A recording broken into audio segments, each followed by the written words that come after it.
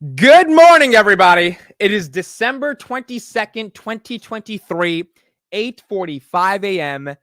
And ladies and gentlemen, we are 3 days away from Christmas 2023. We are 8 days away from 2023 being over, which is kind of crazy, that we're going into 2024. But nonetheless, we are here, and it is time once again to get the market open. Today's market is going to be closing at 1 p.m. I think. Am I wrong on that? Wait, no, I think that's on Christmas Eve. Stock market. Yeah. Actually, I'm wrong on that. I think today's market is going to close at 4 p.m. So no, it's 2 p.m. 2 p.m. Well, no, bond market's going to close at 2 p.m. Okay, regular stock market still will be open at 4 p.m. on Christmas Eve. That's when we get probably the 1 p.m. closing. So we have a full day in the stock market. We still have got a lot of news to talk about, a lot of stuff to get into. Inflation headline data is what we are going to be discussing right now. The market is green in the pre-market. We're having that kind of Christmas rally, and we needed good inflation data. We got good inflation data. So we're going to be talking about inflation data. Core PCE came out, a lot to get into, why it came out so good, what's happening, a lot of analysis on that.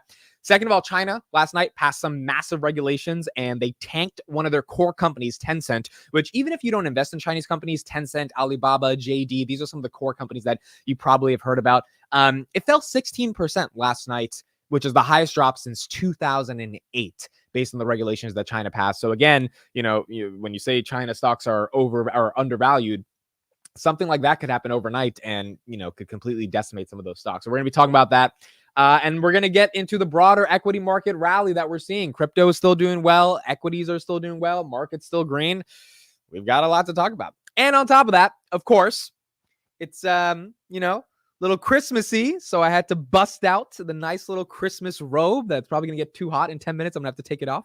But nonetheless, hope you guys are enjoying the snowflake robe. Adon, Invisible Voices, Freddie, Good Friday, Amit, Gerald, David, Yeti, Midwest, Sethi Roth, Missy Iger, good morning to you. Happy Friday. I forgot today's Friday. Today also is Friday, which is awesome.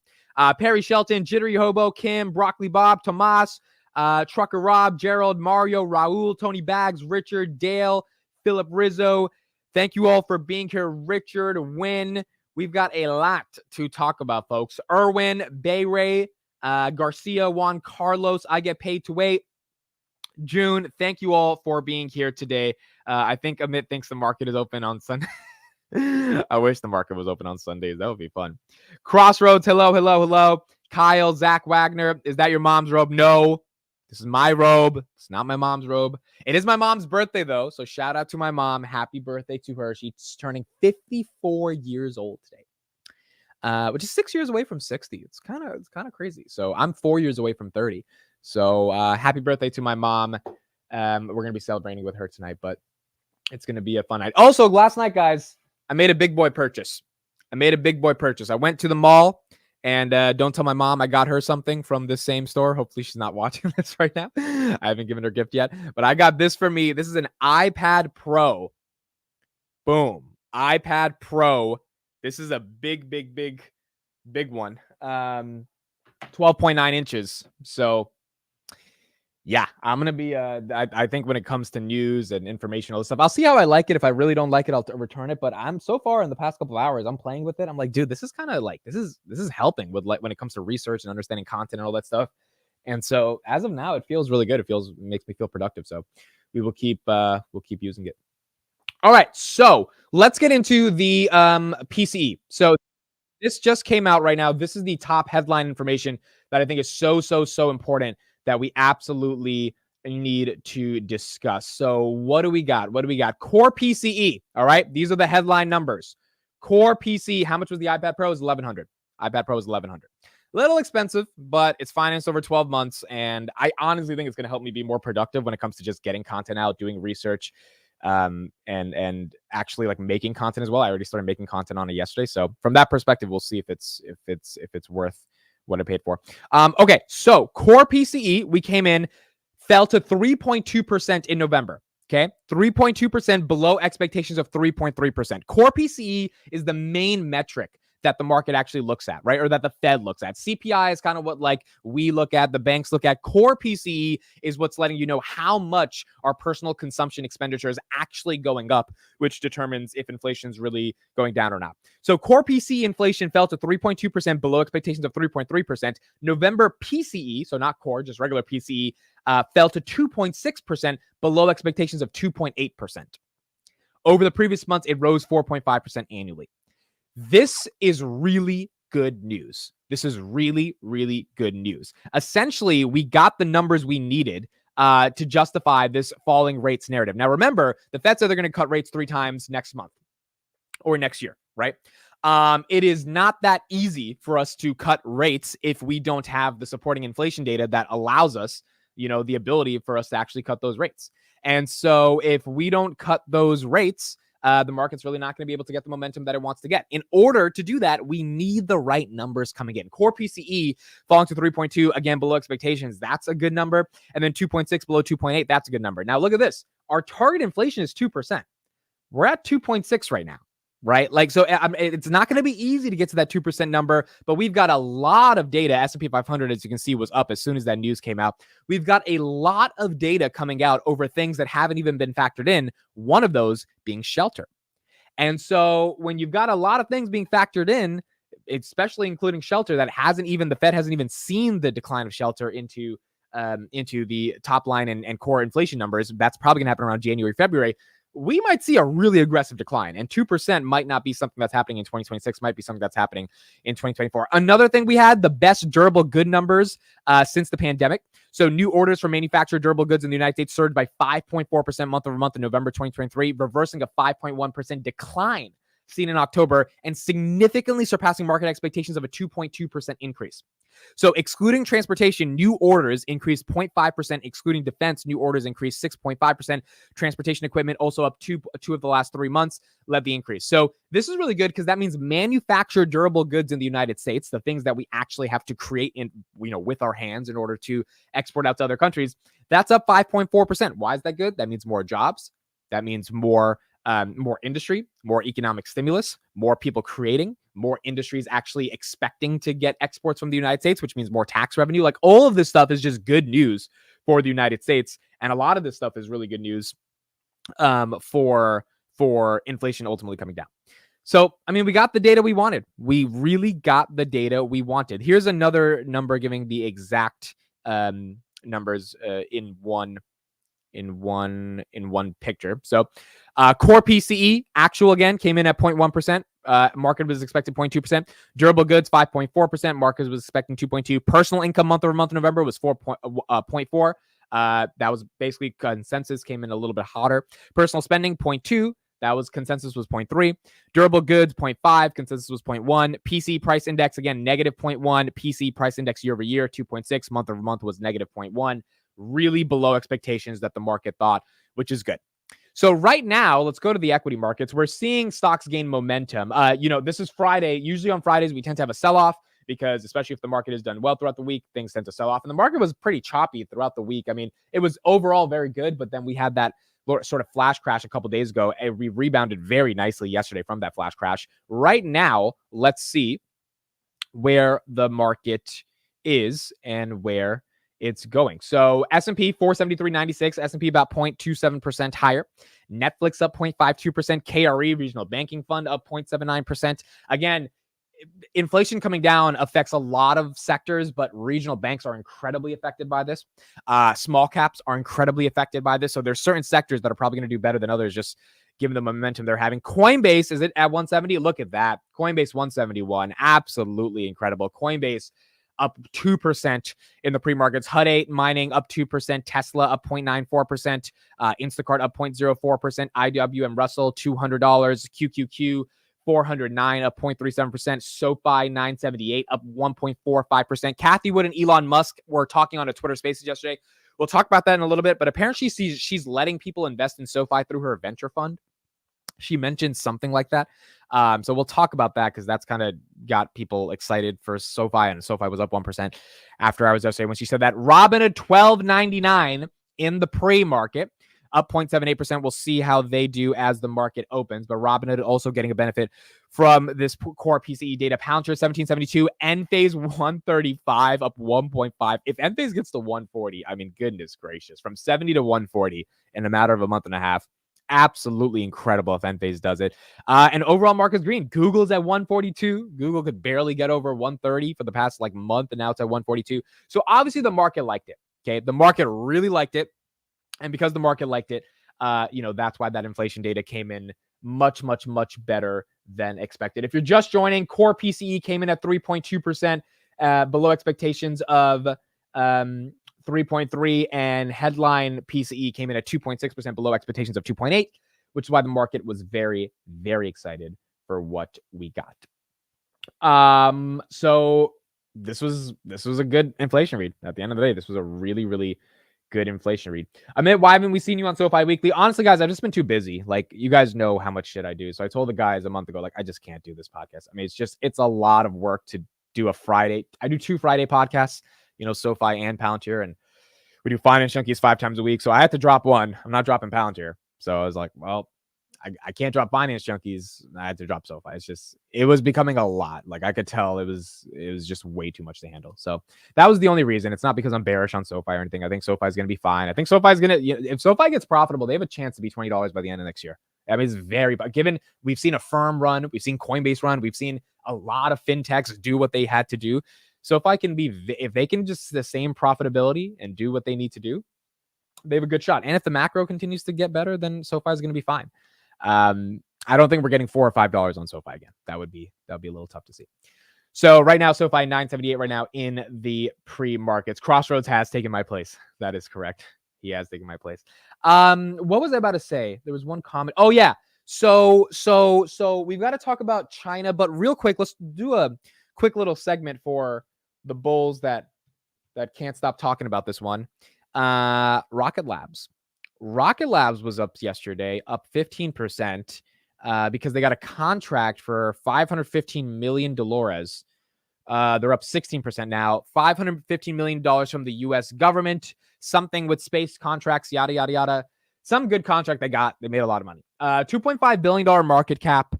Rocket Labs is very interesting. Again, I've never been that excited about it because I just don't care about it. It's just space is not that interesting to me.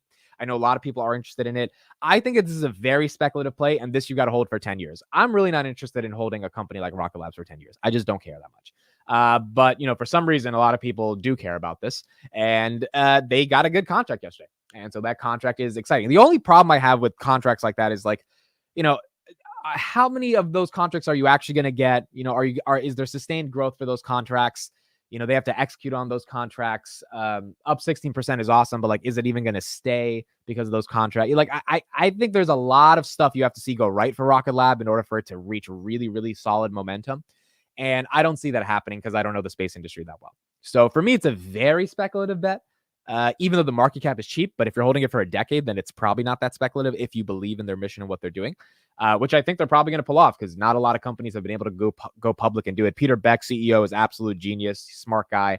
I personally don't own the stock, but for those that do, up 15% off a nice contract. So congrats to Rocket Lab shareholders that got that as well. 18 rockets for $550 million. Okay, so that's the contract. 18 rockets for $550 million. How can you not be interested in emerging tech? I am, but I just look, the probability of space and rockets is not easy, right? Even SpaceX has had plenty of rockets fail. So for me, I'm like, all right, if I'm not interested in holding you guys for literally the next 10, 15 years, because they're going to fail a bunch of times, right? And you have to be patient as a shareholder to let them fail, let them mess up, because it's a rocket company. It's not easy, right? It's tough. Then you got to be excited. In general, I'd rather just hold some more Palantir for 10 or 15 years versus Rocket Labs. But it is an exciting company. I know people are interested in it. I'm just not that excited for it. I would love a panel of Rocket Lab experts moderated by you. I actually did. If you type in Amit Rocket Lab on YouTube, you'll find. I did a podcast on it like 8 months ago. So we did do a podcast on it. I don't know, bro. I don't wake up for Rocket Labs. It just, it just doesn't get me super excited. So nonetheless, it is a cool thing, and $515 million for that contract. So people should be excited for that. Now, here's the China news that I want to discuss. Last night, China passed some regulations in the wee hours of the night, after we had Palantir Weekly. By the way, if you guys didn't catch that Palantir Weekly, we had Code Strap on. He clarified a lot of thoughts around this bootcamp strategy, what's going on in Palantir internally. So I think definitely make sure to watch that when you can. We have chapters in the YouTube description so you can skip around, but I think it was a good one. It was a really, really good one. He dropped a lot of insight. So here's what happened with China. Okay. This is the regulations China passed last night at 1 a.m. Chinese regulators require online games to set spending limits, ban daily login rewards. China requires online game approvals to be processed by regulators within 60 days. China regulators ban live streaming of heavy tipping within games. China regulators ban online games from offering probability-based luck draw features to minors. Chinese regulators require game publishers to store servers within China. Okay. All of these are kind of reasonable, to be honest. I mean, they're pretty reasonable, right? They're like banning, probabilistic gambling to minors or games based on luck draw features that could encourage gambling to minors. Like, yeah, we should. I mean, you probably shouldn't do that if you're a video game company. The problem is when China says something, they say something. And Tencent, which is one of the largest companies in China, or the largest public company in China, they crashed 15 minutes when this happened. Within 15 minutes. Or 15% within minutes, which was just like, it's not good, right? To see something like this happen. And the reason this happens is because, when you have something like that in China, in terms of regulation, boom, you get a drop off when when the market essentially realizes that you've come in and you've said what you said and you're not going to change your mind. Now, this is very interesting because this goes in line with a lot of things that have happened over the past couple of weeks. Over the past couple of weeks, Xi Jinping has basically said, he's made his intentions very clear. A lot of media outlets have reported this, that he is going to unequivocally unite Taiwan with China.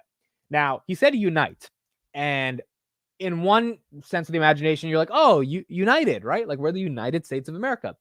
But unite doesn't really mean unite. It means like through brute force, we're going to overtake what was once ours, which is Taiwan. Now, that's really weird because him and Joe Biden literally cleaned up the homeless people off the streets in California that they wouldn't have done for a decade, or they wouldn't have even instituted some programs to maybe help those homeless people because California's sitting on a surplus of cash. Yes, they don't do shit with any of that cash when it comes to these problems, maybe because they want to have these problems, in order to have Xi Jinping come down on a red carpet and meet with Joe Biden and Gavin Newsom. Okay, so that happens. And then 2 weeks later, Xi Jinping's like, actually, we're just going to invade Taiwan. And it seems like Biden was not able to say anything that was able to convince Xi Jinping to not do this. The Chinese economy is really in a bad state. Maybe Xi Jinping's like, well, if we unite Taiwan, that's going to get the entire country to come together. It's going to create some sort of national pride. And then you've got Biden 2 days ago saying we're going to start putting on tariffs on Chinese EVs or Chinese goods, EVs being the one of them that are imported into the United States. It does not look like we are having a good relationship with China. China's passing these massive regulations. China's saying we want to invade Taiwan. The United States just had a meeting with them. We weren't able to come to any conclusion. And then Biden in a press conference calls Xi Jinping a dictator. Like it just seems like we are in a horrible state within our relationship with China. And I mean, I don't know if another president's going to change that. I don't know if this is just destined for us to be in war with China. But I would put the odds at higher than 50% that in my lifetime, we will be at war with China. Even if it's not an actual war, even if it's a, sort of kinetic war, if it's a war through a trade war, whatever. I mean, we were in a trade war in 2018, right, with China. It's really scary what's going to go on in China. And honestly, I think Palantir is going to play a major role. I really do. Because China's not effing around when they say they want to invade Taiwan. Why would you not invade Taiwan? Because you believe in democratic sovereignty. Now, everyone's like, oh, this whole Western value Palantir thing is bullshit. No. There are countries that don't believe in democratic sovereignty. This is why Palantir doesn't work with them. They work with a country that does, which are usually Western countries like the United States. And so if you believe Karp's message about we're entering into this geopolitical climate where countries that don't give a shit about sovereignty and democracy like Russia and China, they will try to brute force, take over those countries that they believe are rightfully theirs, then you need software to help protect against that. And that's where I think Palantir comes in. And so it just seems ever more likely that Xi Jinping is going to do whatever the hell he wants to do. And it's going to be a really tough situation when it does happen because every company's in China. And that's not going to be good at the end of the day for the broader equity markets. Let's get a quick update on some coverage on what's going on with China. Then we'll move on from there. Here we go. I just couldn't help thinking of the irony of this as China works to protect its youth from online addictions like gaming. And some people would say at the same time, they're totally trying to destroy some of our young people. But shares of Chinese, it's nice that they're doing this for their kids. Shares of Chinese gaming companies plunged overnight. China surprised the markets with new rules aimed at curbing excessive gaming and spending on online games. They don't want that for the kids. Tencent plunged by 12% overnight in Hong Kong, wiping out $43 billion, 43.5 in market value. NetEase fell by nearly 25%, generated 80% of its third quarter revenue from online gaming.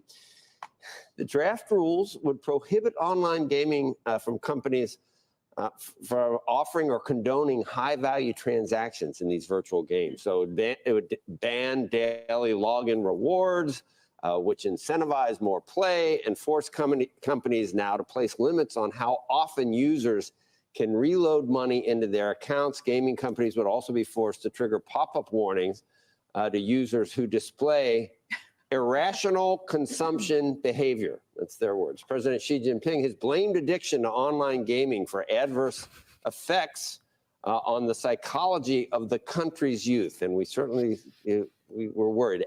But if you believe what they say about what TikTok or it's just interesting. With us, it's like they're trying to subvert. They're trying to subvert our youth, but their own. Well, it's honestly, they've done this before. I don't know why this would come as such a huge surprise to the markets. Remember, was it a couple of years ago when they wanted to limit the amount of gaming time that any kids were allowed to do too, and all the stocks fell at that point too? But you're right. It's like, yeah, we don't want this for our kids. Let's just outsource this to the American kids. And they're limiting the gaming. I mean, look, Tencent lost $43 billion in market cap after China did this. It is a good point, right? TikTok is a Chinese-owned company. And TikTok in the United States of America has gone absolutely rampant. I mean, I'm starting to realize that a lot of the people that are consuming TikTok are really just, dude, you get into this weird world where you're like, you're just seeing you're almost seeing sex on TikTok to an extent, given some of the stuff they allow. And then you're also seeing the most ridiculous stuff, like people jumping off into a car on a highway, right? Like it's just extremes. And in the United States, I think it's pretty obvious. China's like, let's just show them some stupid shit and make them dumb. And then our kids will keep these guys really smart. Now, granted, I think TikTok is a phenomenal vehicle for discovery when it comes to content distribution, which is incredibly important to me because getting discovered for your content it matters, right? If you're trying to create something into the world. The question is just, is TikTok the right place where that happens, just given how much they've essentially programmed that app to make you stupid, bro? Like, I'm not going to say what Chris Patel says, but Chris Patel in the chat did. Yeah, that's basically some of the stuff that's happening with TikTok. So yeah, not necessarily the best for what's going on with TikTok. Nonetheless, for those that say Chinese companies, are undervalued, this is the problem. Because even if the United States would never pass these types of sweeping regulations. When has the United States ever, please educate me if I'm wrong on this, said video game companies are not allowed to let people to log into the video game every day? Now, we may theoretically think, I know a lot of people in the chat may actually agree, yeah, if you're under a certain age, you shouldn't be able to log in every day. So a lot of people might think that's a good regulation. The problem is in the United States of America, we believe the parent should make that decision, not the government. Okay, we don't think the government should allow you to figure out when you should log in, right? Because you have 24 hours in a day. Even if you're under 13 years old, you still are entitled to those 24 hours in a day in a household. No one should be able to take away those hours from you, and you have to choose how to spend those hours. Now, your parents help you guide how to spend those hours. If the government is dictating, hey, you're not allowed to spend those hours here, it just feels kind of weird. It doesn't feel like liberty and freedom. Like, it doesn't feel like that. And now I think parents should have more control and be able to dictate. Obviously, like, you shouldn't let the kid play 10 hours a day, but that's a parental decision, not a governmental decision, right? And so it's kind of like, I think some of you might agree the government should do that regulation, but I think a lot of you would be like, you know what? That's a little bit of control. That's too much. Like, imagine if the government said you're only allowed to log in on YouTube, 3 times a day. Because let's say if you're under 15, right? Because they don't want you to be stupid and like watch a bunch of random YouTube videos. I mean, just it's not really the problem with the regulation. It's the problem with the way they would track that, the way they would try to enforce that, right? That they would have sensors in your laptops and in your browser. Like there would be some weird shit going on in order for them to figure out if you're breaking the law or not. And then what happens if you're a 15-year-old kid and you go on YouTube 3 times or 4 times, or you play video games 5 times? Like what? You go to jail or some shit? Like it's pretty scary to see, government. And so the United States would never do that, which means video game companies can get screwed by a lot of things in the United States in terms of their stocks, but it would never be the United States saying, hey, you can't play Grand Theft Auto 5 hours a day if it comes out. It's like, no, if it comes out, you can waste your life all you want and play Grand Theft Auto. It's like you're allowed to do whatever you want. That is the freedom of the United States. And honestly, that's why we have a meritocracy, because the guy that's not playing Grand Theft Auto 5 hours a day, that's fucking hustling and grinding and trying to build the next video game company, he's going to win or she's going to win. And that's what happens in America. Whereas in China, they're trying to artificially make sure everybody, doesn't really play Grand Theft Auto. I don't know if that's the best thing in the world, but that's definitely something that wouldn't happen in America, which is why, companies have a little bit more freedom here. Bay Ray says, I wish our government would say that you can't wear that robe. I've wore this robe really for almost 12 years. I've had this robe for a long time. And this is the one time I'm getting to show it to 534 people at once. I've never done that, believe it or not. And so I am very grateful that you guys get to see this snowflake-oriented robe. I hate that it has snowflakes, though, because I'm a Palantir guy. But you know what I mean? But, it's a nice Christmassy little robe on our last market open before Christmas. Our last market open before... Is this our last market open before Christmas? Yeah, it is. Yeah, this is the last... Because then the 25th is Christmas on Monday, so we don't have the market open. All right, cool.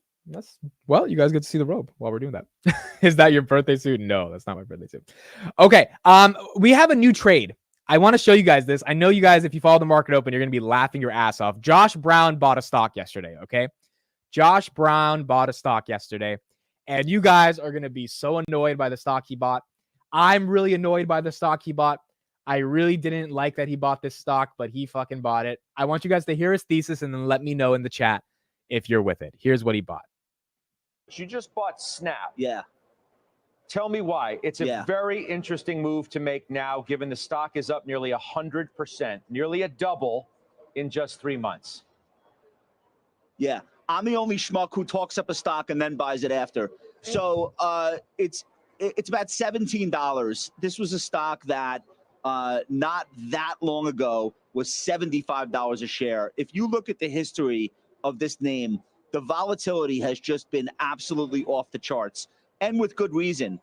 It's a non-profitable company.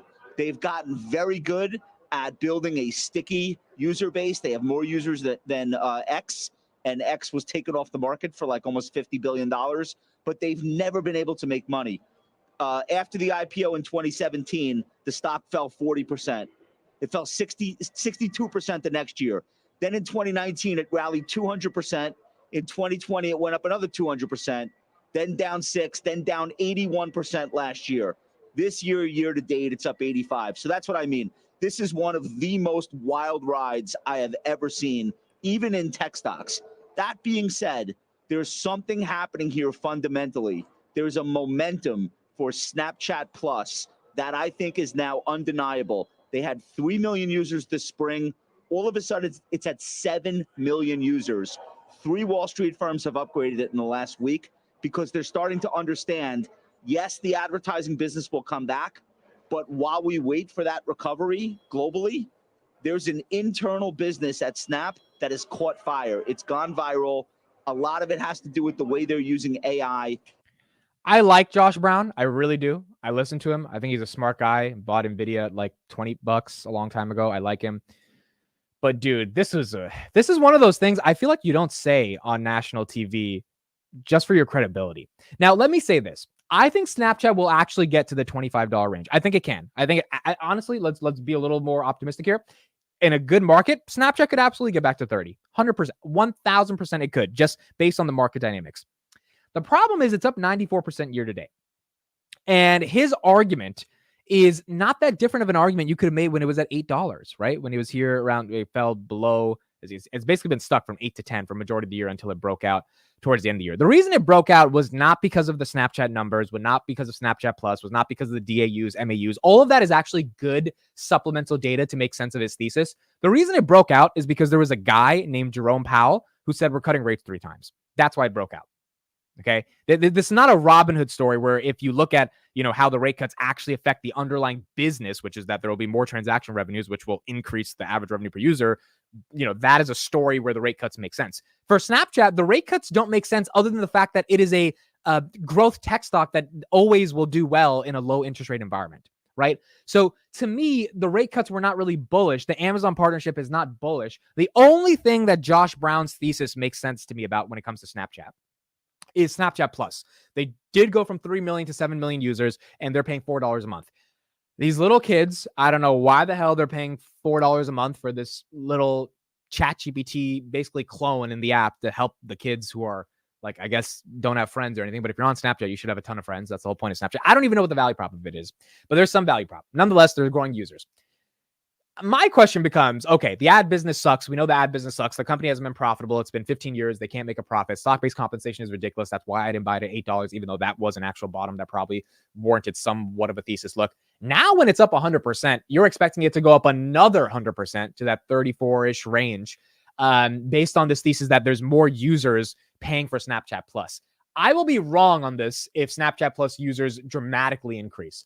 I don't know why that would happen other than these kids being bamboozled into thinking this is really important. Maybe if it is, then yeah, they're going to get a ton of subscription revenue, and that's great for Snapchat.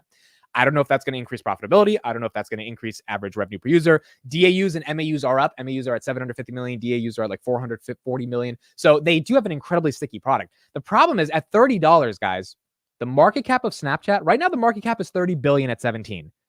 So let's call it 34. It would be a $60 billion company doing $4 billion in revenue and not being profitable.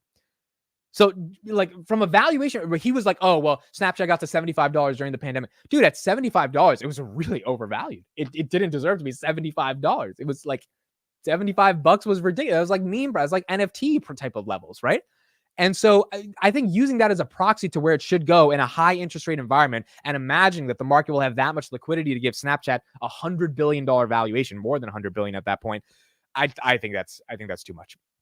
So I wouldn't buy Snapchat right now. It's very scary to buy that type of a company with these interest rates. However, if interest rates get cut, then yeah, Snapchat's going to go up. It's just natural. It's going to go up. The problem is you have no margin of safety, because if you're wrong at all about the thesis, even if interest rates get cut, then you're screwed, right? Because there's not really much there when it comes to the actual company.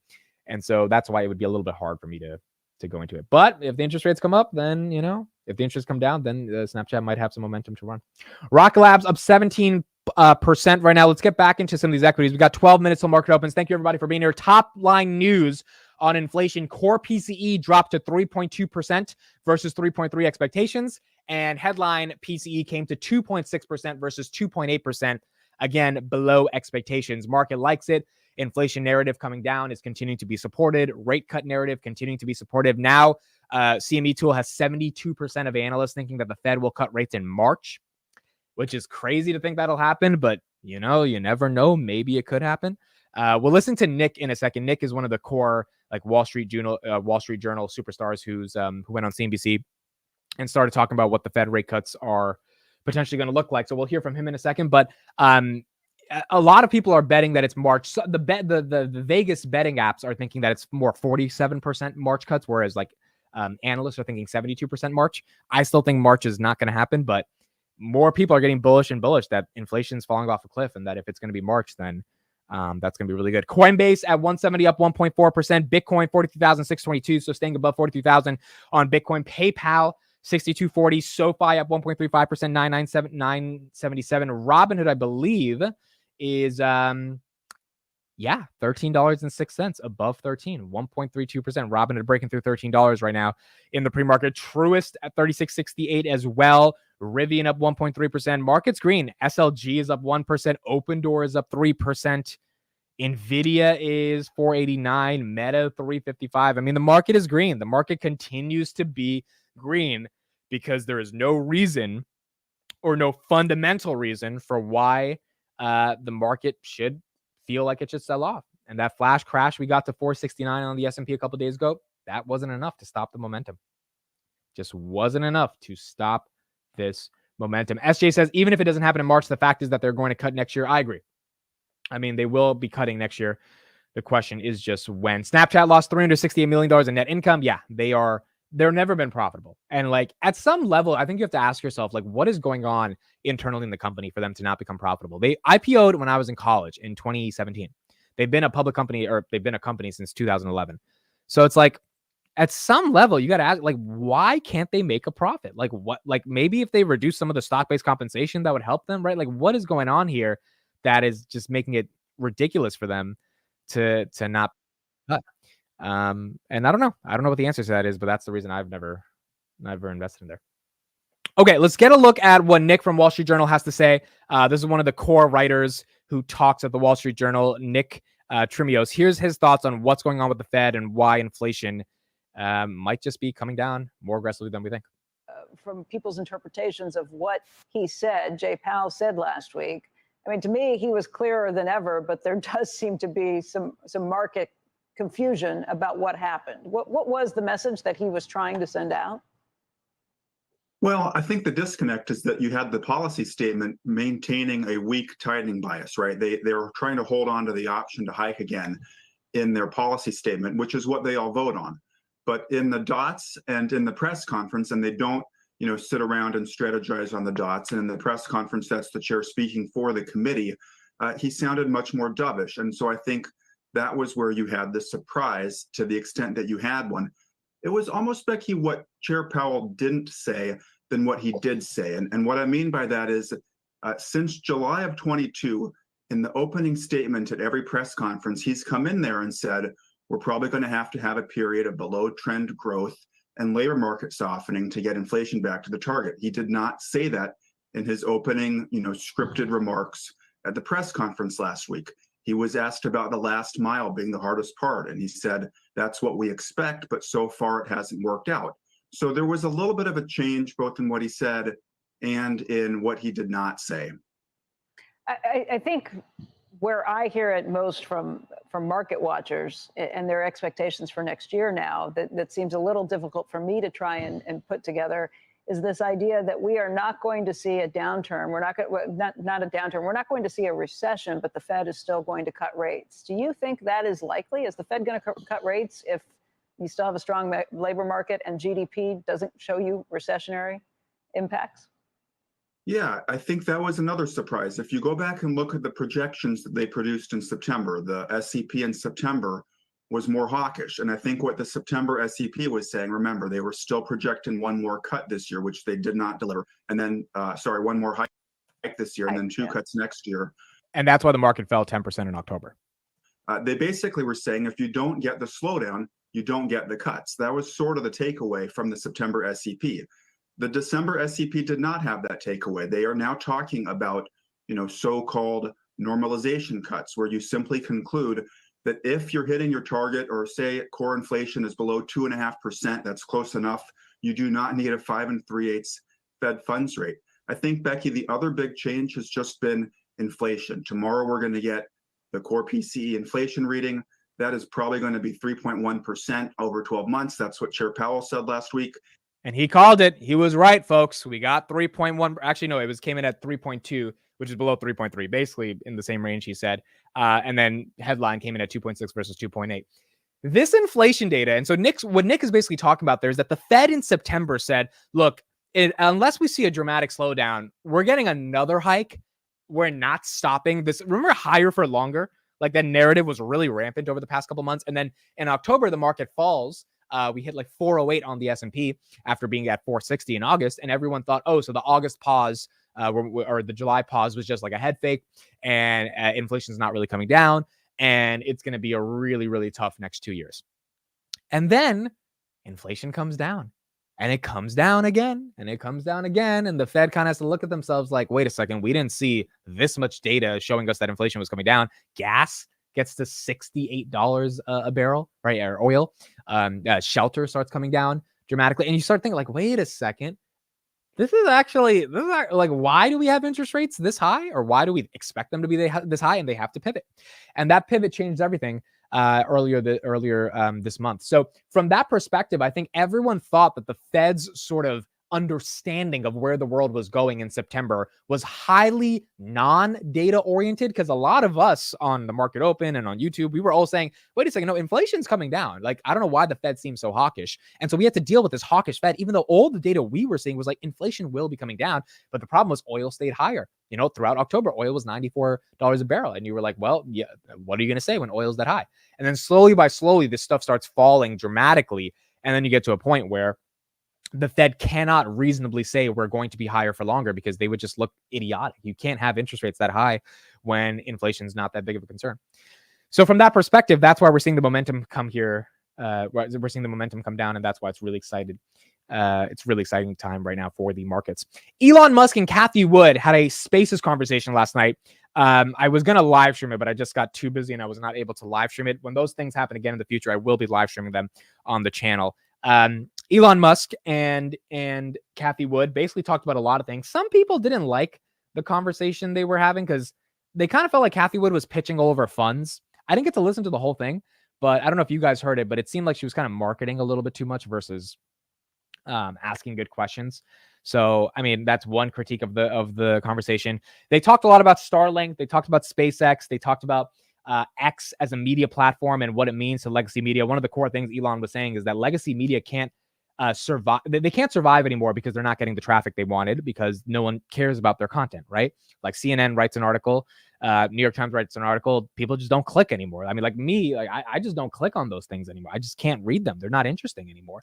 And so if we're more interested in what people have to say on Twitter, Elon's like, well, that's why the legacy media will obviously be against me, because if legacy media can't get their clicks and their views, and Twitter is what's encapsulating where their attention is. Tesla up 0.86%, 256. Let's see if we can close it on 260 today.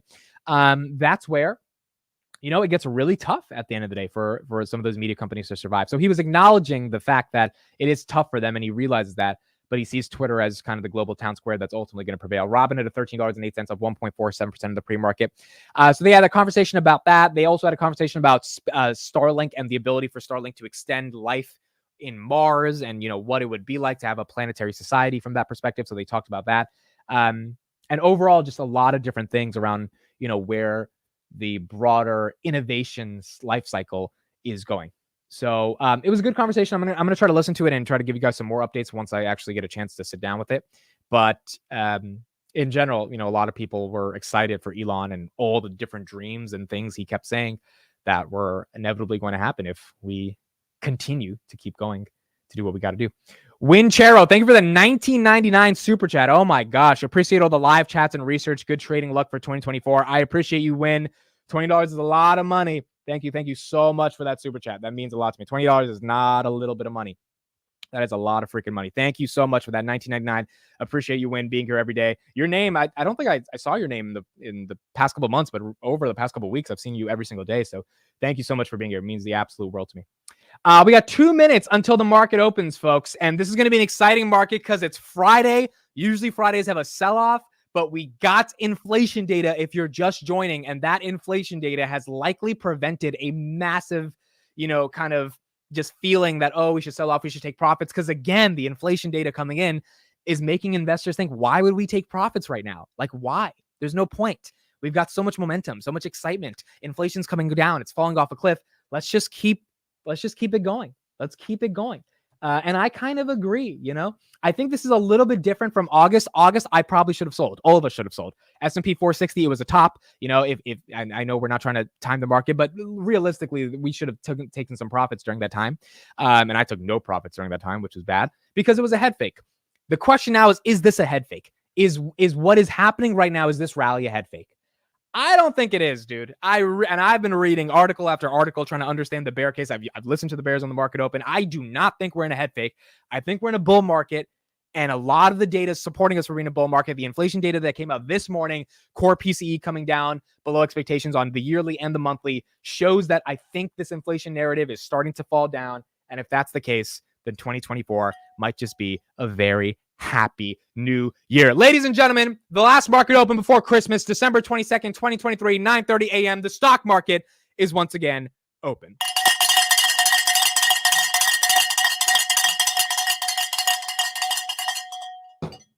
Wake your ass up. Here we go. Let's get into it. S&P 500, 473.88, up 0.25%. Not bad at all. S&P, again, continuing to get a benefit off that data. Core PCE came in 2.6% versus 2.8%.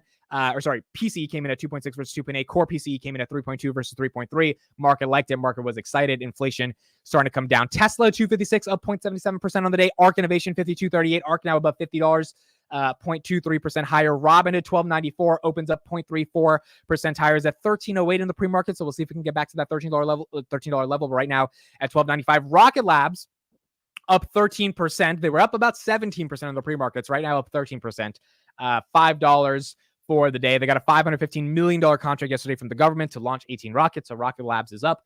If you're a Rocket Lab shareholder, you are seeing some momentum in that stock right now. AMC is down, which it probably should be down because it's AMC. Path is down a little bit, 25.11. Elf Beauty down a little bit. It had a monster run this week. Uber 61.67. Tesla 257. KRE, Coinbase at 169. It was just at 170 in the pre-markets. KRE 52.31 as well. Coinbase again continuing Bitcoin continuing to do well today at 43,481. It is falling down below the highs of the 43,000, but it is still in the 43,000 range, which is really good for some of these crypto companies. ARM is at 71. IWM still above $200. QQQ 409 still just below 52-week highs of 410. The QQQ continuing to gain momentum. PayPal 62.28. SoFi 972. NASDAQ 15,000, still in that $15,000 range for the NASDAQ. Enphase falling a little bit. 0.24%. So some of these stocks that were up in the pre-market are starting to get sold off a little bit. We'll see how they react through the rest of the day, but investors are taking a little bit of profits. It is Friday, so we have to remember that on Friday we can see a little bit more red momentum just because people want to sell before the weekend. But in general, the big boys are up. Meta 356, Nvidia 493, whereas Google's at 140 or Google's at 142. Nvidia, I believe Nvidia's at 493. Nvidia's trying to get 500. It hasn't been able to capture 500. It's tough for Nvidia to get 500. It is really trying to get there, but eventually, I think it can get there, and I think the street estimates are pretty excited for Nvidia. Arnie says there's a lot of money on the sideline waiting to be deployed. That's the other thing. Again, we've been talking about this for a while, but there's money on the sidelines. And that money on the sidelines eventually is going to come into this market. It's just a question of when. And, if we keep getting the inflation data that we're getting, that money is going to come in quicker than I think we all think. Palantir just turning red, 17.59. We talked yesterday on the weekly podcast what Palantir needs to be able to do. CodeStrap said that he expects a 50 to 70% quarter growth for Palantir in 2024. Now, I don't think that's going to happen. I mean, if that does happen, I'll be the most excited guy in the world, but I really want to keep my expectations low. An NVIDIA type of quarter is what CodeStrap thinks we need for Palantir in 2024. I think that could happen. I just think we've got to really see AIP scaling over the next couple quarters before we get that monster quarter. Because I think Palantir is a company that's meant to give us that monster quarter. The big fear with the reason Palantir shareholders have to go through so much shit is because we know it's the most interesting and eclectic and exciting company in the world. But the problem is everyone's like, but the growth. And I'm like, yeah, but the growth. At the end of the day, if the growth sucks, then the growth sucks. Google, by the way, 52-week high, absolutely incredible. There you go, 143 on Google. Amazing stuff for Google. That's the part that sucks is if the growth is not there, the growth is not there. And so we all have to deal with it. I think the growth can get there to that monster type of quarter. I just don't know if it's going to happen in 2024, given we still have interest rates that are high and Palantir still has to be able to figure out if AIP can scale. So if it does happen, that'd be amazing. But, we will see. Robinhood, $13.05, up 1.2% on the day, busting through that $13 level. Let's see if we can maintain 13. We got to maintain 13. It's been hard to maintain 13. If we can maintain 13, that would be really good for Robinhood. What else do we have? What else is going on? Anything else? Snowflake, 197. Disney's down a little bit. Duolingo's down a little bit. Square, $77 right now. That's not bad. Rocket Lab's up 17%. Not bad for Rocket Lab. There you go. 519, 520. I think most people that I know in the chat have averages at around $4 on Rocket Lab. So you guys are probably doing decent on your lab of rockets because $4 averages are not too bad for that. What else do we got? Square 77, Truist 36.82, trying to close in on $37. Roku at 94. Cathie Wood actually sold some Coinbase yesterday and bought Roku. Look, I can't blame Cathie for selling Coinbase. I mean, the stock is up almost 400%. The problem is with Coinbase, she's still underwater on a bunch of shares. She bought this sucker at $300. So I don't think she's breaking even yet. I think she's just selling the shares that she bought at 50 to take some profits, which is fine. But overall, she is not broken even on her Coinbase position. Now, granted, she has a lot of shares. I mean, I think it's the number one position in RKK. Yeah, it is the number one position in RKK. Let's actually get an update on what is in that portfolio. What are we actually looking at in terms of number of shares? Let's pull that up and we'll see what she's got going on there. I think it's been like a month since we've actually looked at this. So let's pull this up. But yeah, I mean, at the end of the day, Coinbase is continuing to gain momentum because, I mean, Bitcoin's going up and Coinbase makes revenue off that. I was actually going through their shareholder letter yesterday on my iPad Pro. I was like, oh, this is a convenient way to use this. And I was looking at it and I was just like, they made like $700 million in revenue or something. And a lot of it was just transaction revenues. Like they just take a fee from the Bitcoin. I was like, damn, yo, like 700 million off I think it was 620 million and then like 100 million on subscriptions or some other stuff. But like when Bitcoin really does get higher, Coinbase is going to be printed 2.5 billion in revenue, I think in a quarter in 2021. If Bitcoin gets back to those levels, like, which it doesn't seem that crazy anymore, Coinbase is going to be printing a shit ton of money. It's going to be getting ridiculous. So, I mean, it's going to be pretty exciting for Coinbase, and I think that's what a lot of people are expecting. That's why they bought it. So Coinbase, 6 million shares. Cathie has 2 million of Tesla, 2.7, 26 million of Path. Wow. Path is the third largest holding in ARK. Wow. Interesting. Roku, Path, I think all-time high was 99, so it's down a lot from there. Roku's at 7 million. Zoom is at 8 million. Block is at 7.8 million. Roblox, 8.7 million. Twilio, 4.9 million. Then CRISPR at 6 million, and Unity at 8.69 million. Unity now, I think, at $40. So Unity's done really well for her. Well, not well for her because she's still underwater on all this, but Unity has done well over the past couple of weeks. $37 right now at Unity, up from 22. Robinhood, she's got 21 million shares of Robinhood in ARKKK. Wow, I didn't know that. I thought it was mainly the ARK FinTech Fund. Wow, Robinhood's the 12th. Shopify and Robinhood are the 11th and 12th largest positions in ARK. Wow. That is pretty interesting. Did not know that. Roblox also has had a really good run over the past couple of weeks. Roblox continuing to gain some momentum. I think they bottomed at like 23 or 25, and now they're close to 50. Here's Roblox. 45. They bottomed at 24 to 45. S&P 474. Look at that, up 0.35%. Robinhood breaking out 1309, trying to maintain that momentum. Google 142. And look, we're in a green market. Again, inflation data came in good, and we're seeing it. Palantir struggling, 1757. Again, I'll say it again. Palantir has had a monster year, so Palantir is going to struggle. It's going to be very hard for Palantir to continue to show gains in the latter half of this year, which is like 10 days left, which is insane. We have 10 days left in the year. Absolutely crazy. We have 10 days left in the year. But they've done really well this year. And so because they've done really well, they're probably going to be taking at least a little bit of a breather from what I'm seeing right now. Cool. So that's mainly what we've got going on in those markets. Things are relatively green. In terms of the Red Sea, the Houthis update, nothing has changed too much from there. One little headline I did want to read to you guys is that the container rates hit $10,000 a container on ocean freight inflation soars in the Red Sea crisis. This was last night. So that is something to take a look at when we're thinking about inflation. Let me look at oil prices real quick. Oil prices right now, yesterday they were up about 2%. Right now, they're at 74. Brent is still at 80, which is good. Brent was at 80 yesterday, so it hasn't changed too much. So overall, oil is up 6% in the past week. It is starting to be, it's not turning into that big of a deal in terms of the overall prices, but we got to keep our eyes on what's going on with the Red Sea, because if that gets worse, then obviously that's not going to be good for the broader markets. Robinhood 1313, 1314. Let's see if we can get a breakout. We hit 1345 last week on Robinhood. It broke out. It got to the levels we needed on that, but it couldn't maintain that. And then we had that little crash on Tuesday. So let's see if we can continue that momentum. If we can, we're going to see some growth there. But if not, then Robinhood's going to be in a tough situation trying to maintain that $13 level. Again, if we can just maintain 13 towards the end of the year, that would make me happy. But it's prime for a breakout. I mean, it's getting ready for that.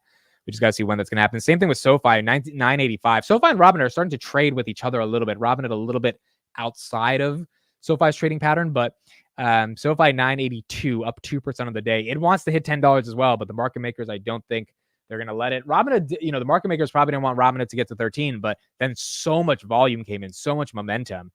at some point they were just like, all right, we got to let it go through. There's just a lot more buying pressure on a company like Robinhood than there is on SoFi. DNA, Ginkgo Bioworks, $1.80 as well. I've been thinking about this one a lot more. The reason I've been thinking about this a lot more as well is because, when we have a low interest rate environment, XBI, the biotech sector, that one's going to do a lot better than what a lot of people think. Biotech is prime. Biotech's been stuck for almost 3 years, just like in a rut. When liquidity comes back to the biotech market, and DNA is kind of one of those prime candidates that sits there at a $3 billion market cap, even though I still think DNA is ridiculously overvalued just because if you look at the earnings, it's just shit. Maybe investors will likely bet on the potential of a company like DNA more, because over the past 2 years, with the tightening of the economic sector, they just haven't been able to do that. So one of the things to look at, Cathie Wood owns a lot of it. If DNA even gets to like $8, $9, which is, I know, a 4x from here, Cathie is going to be really excited, and she's going to get a lot of momentum. But what else do we have? We have Rocket Labs up now 20% on the day. Oh my God, look at that. Investors got excited for this one. Market cap is $2.58 billion on Rocket Labs, now up 20% on the day. And yeah, I mean, look, if you own this stock, you are a happy shareholder this morning. What was Rocket Labs' all-time high? Rocket Labs' all-time high, 21. Wow, it got to 21. Holy crap. That means some people are bag holding this guy. I thought this stock was like always just stuck in the, wow. $515 million deal, $495 million is guaranteed. The remainder is incentive. That's a hell of a deal. That's a lot. Okay, so Rocket Lab was at 21 in 2021, then it fell. It went $8 at July. So it's not at the July highs yet, but well, I mean, people have had time to DCA. That's for sure. People definitely have had time to DCA on this one. So overall, not bad. Not bad price action at all. Broke even on Enphase. Where's Enphase? Enphase 135. There you go. Up 1.45%. I mean, look, same thing with Enphase. The problem with Enphase to me is that interest rates haven't been cut. The market's just front running the interest rates being cut. So everyone's like, oh, we got to buy Enphase because interest rates are going to get cut. Residential solar is going to be much more easy to implement, but they haven't been cut yet. And so the next two earnings are not going to be good. And then Q3 is probably not going to be good because off the first interest rate cut, it's not like there's going to be such a surge in demand. So it's like the story of Enphase from an earnings perspective is screwed for the next year. But the market's giving it the valuation because they're trying to front run, the premium that it'll get when interest rates do get cut, which makes sense. But I think it's something we got to be careful with because, like, it's not like their company has changed their guidance. They've lowered their guidance. And so now Enphase market cap of 18 billion. It was at 10 billion a couple weeks ago. I mean, look, we'll see. Maybe this thing keeps running. I mean, it probably deserves to be more of $25-30 billion market cap. It's like just the fair value for a profitable company that's growing dramatically. The problem is the dramatic growth stops. And so the market's going to front run when that dramatic growth starts again. It's just we don't know when it starts again. That's the only issue when it comes to Rocket Labs or to Enphase.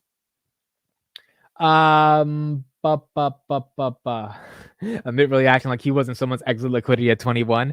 I was people's exit liquidity for Palantir at 25 in 2021, but I was not their exit liquidity for Rocket Labs at $21 in 2021. So that was it was definitely someone's. The concept of exit liquidity is so interesting to me because, like, in order for you to sell a stock, someone has to buy it. And I think that concept is just so revolutionary, right? Like, in order for someone to gain the gains they make off of a stock, someone has to buy it from them. And it's like, in order for someone to buy it off of you, you need the exit liquidity that exists in the market in order for you to actually make a profit. Like, you can't actually make a profit unless someone buys it from you. So, from that perspective, it's just so interesting that unless people are willing to buy your stock, Palantir at $21, Carp needed some exit liquidity. And there was a bunch of mother effers willing to give him that liquidity. So it's it's just really interesting kind of thinking of how that operates. What do you think about DocuSign? Seems good fundamentals. DocuSign's likely getting bought out. So I wouldn't buy them right now. I think their stock is up because the reason the stock's doing well, they went from 38 to 61 over the past couple of months is because they're likely getting bought out. So I wouldn't get into Rocket Labs right now. It seems like a top, or not Rocket Labs, DocuSign. I'll be a little careful of that one. I haven't looked at the fundamentals. It's a great product. I use the product, but I wouldn't invest literally right now at DocuSign. Let's get an update on 2024. Here is Wolfe Research saying that 2024 is going to continue to be good. And all, Dom, first just outline for us some of this maybe positive surprises could be around the corner. One of them or two of them are kind of consensus ones that have happened and carry over into next year from this year. And one of them is maybe a contrarian type play, opposite of what we saw this year. So point number one is the world's second biggest economy, China. It's been an underperformer so far this year. They've had their economic problems. There's no doubt about it. Right. But could there be a scenario where the economic data starts to show some signs of life in China? We saw it with November data out with regard to manufacturing and tech manufacturing. That could be a big point there. The second one is about an earnings catalyst. Right now, the consensus as tracked by LSEG is for fourth quarter earnings growth in the S&P to be about 4.7%. Not bad, and we saw better numbers in Q3 as well. That could be a catalyst. Remember, earnings season starts just about a couple weeks after the new year does. Right. And then number three, and this is an interesting one because it's just seasonality. Generally speaking, November, December, January have been good months for the stock market overall. If you look at data from the Stock Traders Almanac, over the last several decades, on average, the S&P 500 is up about 1.1% for the month. It doesn't seem like a lot, but it's a pretty good performance for the month. 12% annualized, sure. Yeah, for the month, right. And in fact, the NASDAQ, it's actually the best month of the year for the NASDAQ overall. It's up about 2.7% during the month of January. So we're talking about seasonality, maybe China, earnings catalyst, three potential ones that could push the market higher. Kevin, do you think that's all priced into this kind of Goldilocks outcome in the markets right now? I do. I think the overall macro theme for 2024 is going to be an expansion of the rally, a rally for the rest, if you will, beyond just those 7 large cap technology stocks that drove stocks higher in 2023. The Steve Case thing, the rise of the rest, you know. But the rise of the rest, very well said. For the stock market. But for that to take place, we really need to move past, we're at the end of this rate hike cycle, and need to move into now we're starting to get interest rate declines. And that's going to happen once this economic slowdown comes to fruition.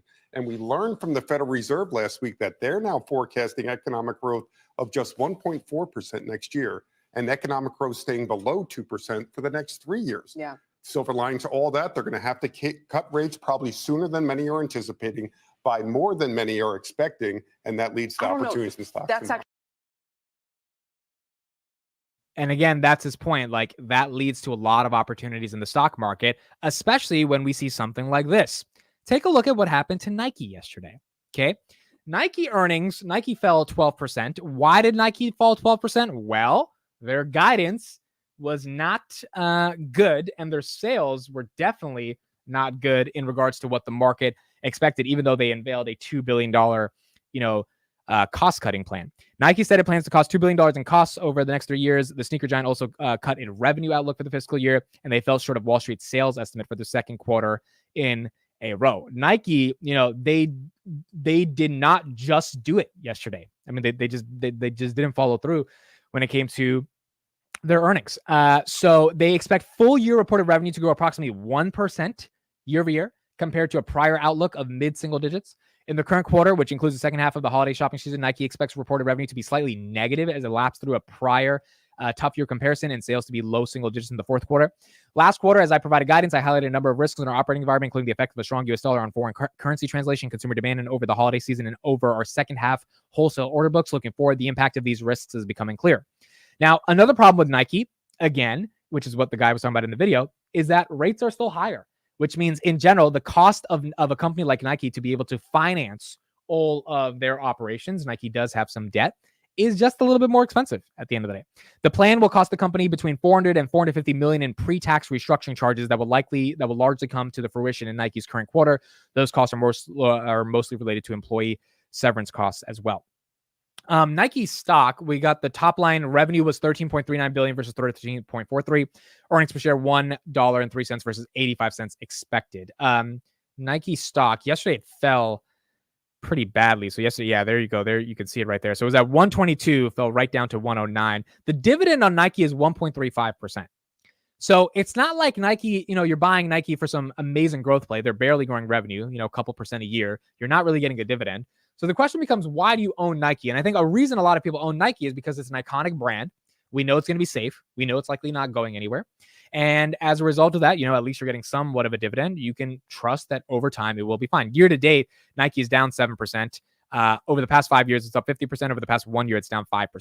So it's one of those more plays that you might be excited for if the economy gets into a tougher spot and you want to hide out and get some value. But also, again, if the economy gets into a tougher spot, are people really going to be buying $300 shoes?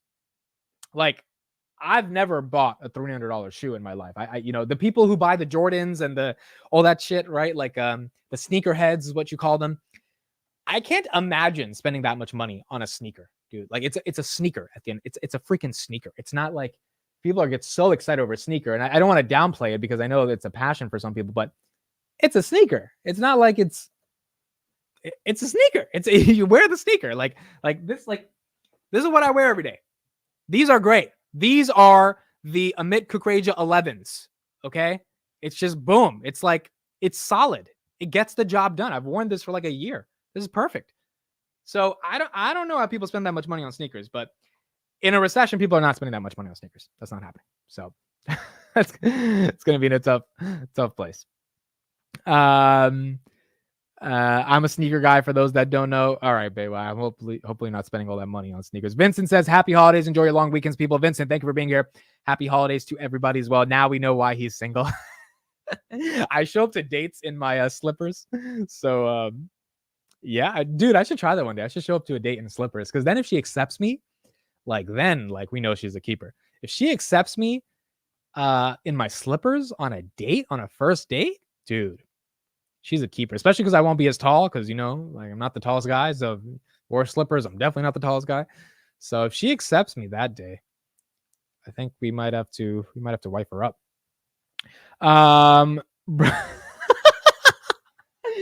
Thomas says, bro talking mad shit on Nike yet rocks their hats. Okay. That is actually that's actually someone should, yeah, that should probably be a clip. I mean, that's ridiculous. I just talked a lot of shit on Nike, and there's a fucking Nike logo staring at all of you guys on my hat. The problem is I was given this hat for free. Okay. I did not buy this hat. This hat was given to me for free. I don't buy things, guys. Like, I really don't. This thing that I bought yesterday, this iPad Pro, this is the first big purchase I've done, I would say, in like 4 years, 5 years. This is the first big purchase I've done. Even when I was at the mall yesterday, I was like, yo, sorry, really buy it? And I was like, you know what? Fuck it. I'm just going to finally do a purchase. I don't buy things. This robe is from 2010. I do not buy things, bro. I'm just not consumeristic. It's not even that I don't like spending money. I'm just not consumeristic. I just don't buy shit. So yeah, that's why, like, hats, all that stuff, like, that's why the name brand stuff, I can't get into it. I'm not a cheap bastard, Jed Luke. It's not about being a cheap. First of all, okay, it's my mom's birthday. I bought my mom a pretty expensive gift yesterday that I'm gonna give to her tonight. Okay, so it's not about being cheap. Like, I'll spend on other people. I love spending on other people. I bought my sister a MacBook myself, not my parents. I bought her a MacBook to in November for her birthday. So I do spend, right? I just can't spend on me because I don't use that much shit, or I don't want to use that much shit. So that's that's my issue with Nike as a company, as a brand. Like, I just don't like, you know, Nike Elite socks. I bought a pair of those for $14 back in 2011. I kept that same pair for like 10 years. I went on Amazon. I found 10 like Chinese like mock-ups of the Elite socks for like $30. I bought those, and those socks fit great, and I love wearing them. And they don't have a little swoosh, and they still are fit fine, right? So for me, when it comes to brands, I've just never been that excited about them at the end of the day. Okay, let's do one last look on equity markets. I think we're still green for the day. We didn't have a full sell-off, and we should be doing okay. Yeah, we're still pretty green. Let's look at some of these stocks.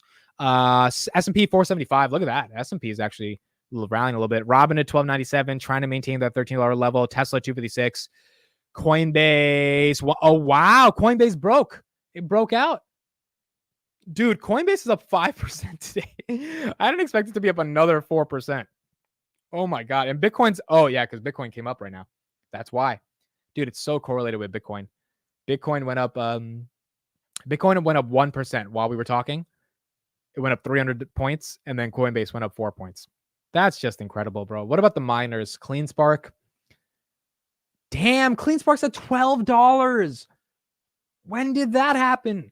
What? Oh my God. When did that happen? That is ridiculous, dude. CleanSpark 1194. So then where's Marathon? Marathon 26 bucks. Marathon's trying to close in on 30. Where's Riot? Riot's at 17. That's trying to close in on 20. Dude, I'm so like, it makes me mad I haven't participated in the Bitcoin miner rally. I don't know how to time this thing, bro. I really don't. Like, because once all these guys were up 200% year to date, you're like, all right, you missed it. Then it went up 300%. You're like, all right, even now they're closing on 400% year to date, and you're just like, I feel like if I buy CleanSpark at 1197, I'm buying the fucking top. Like, I just like it, but technically it has a lot of room to run because Bitcoin should be fine, right, this year. So it's like, it's tough to time it, but goodness, these suckers ran. Coin heading towards Meet Kevin's $1,000 price target. What? He has a $1,000 price target on Coinbase? What?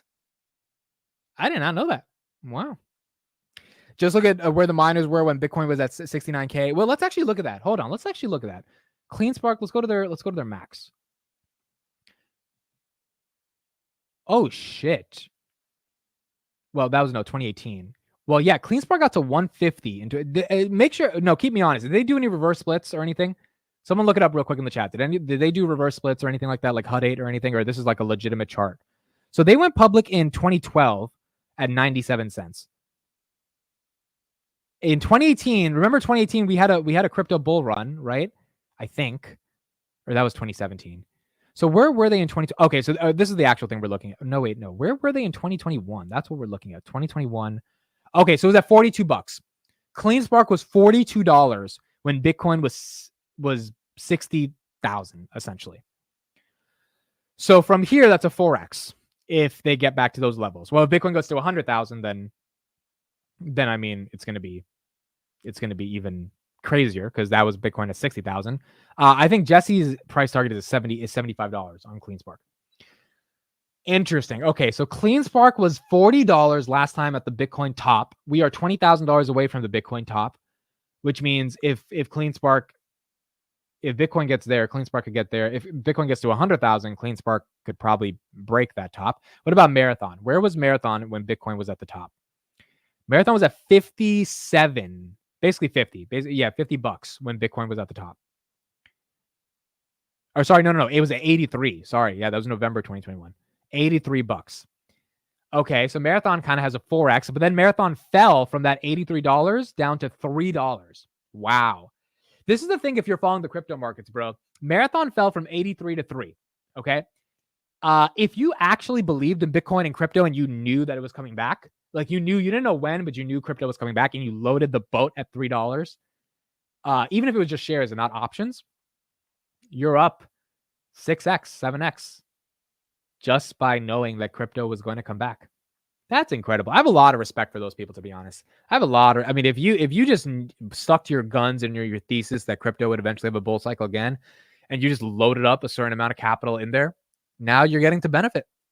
Now you get to dump them on suckers that will buy it and become exit liquidity for you because they're discovering it at 26 and you discovered it at $3. Not bad, man. Not bad at all.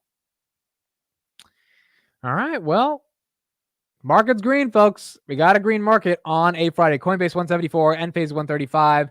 Bitcoin stocks are up. Google breaking out finally 142.51, so we're seeing it above 140. Arc Innovation 474 and Robinhood 1301. Palantir is at 1751. So Palantir is down 0.46% on the day. All right, let's do word of the day. And then I don't see you guys until December 26th. But I am hosting a Christmas Eve special. So for those that don't have any family or are going to be bored on Christmas Eve like me, Sunday 24th, probably 7 p.m. We're going to be streaming for like 5 hours. We'll see if we have guests join, but we'll just be talking about life, fun stuff, get some food. And we're going to have a jolly old Christmas Eve because we don't have any parties to go to or anything like that. And then final market open, well, next market open will be December 26th. So this is the last one before the holidays. We were having a date, Amit. Yes, we are having a date. You guys and me. Get some food. Get some drinks too. I'm gonna get some drinks. We're gonna have some alk with us, and we'll just talk about life and the stock market and all the fun stuff. We'll recap 2023. We'll do a bunch of recaps, and it'll be fun. It'll be fun. Cromulent is the word of the day. Cromulent. Yo, why do they have these seductive ass speakers on some of these words, bro? Like yesterday, the word was like just a random ass word, and it was like a fuzzy voice. And then you got these shorties that be saying shit like this. Cromulent. Like, it's weird, bro. Like dictionary.com is just weird the way they have some of these girls like say this shit. I don't know if it's AI, they prompt engineered her to sound better, but like it's just so interesting. Acceptable or legitimate? The committee considered various proposals and finally agreed on a cromulent solution that satisfied everyone. I actually like this word. I like, because you know what the words I like? I like the words that are they sound like super smart, but they mean something simple. So for example, Byzantine means complex. So instead of saying, yo, that's so like complex, that's so, difficult, you can say, yo, that's so Byzantine. And when you say that, everyone looks at you like, what the fuck did this guy do? And you're like, yo, this is really Byzantine right now, right? Like imagine you and your friends are in a tough situation. You're trying to figure out, you're like, damn, dude, this is just so Byzantine.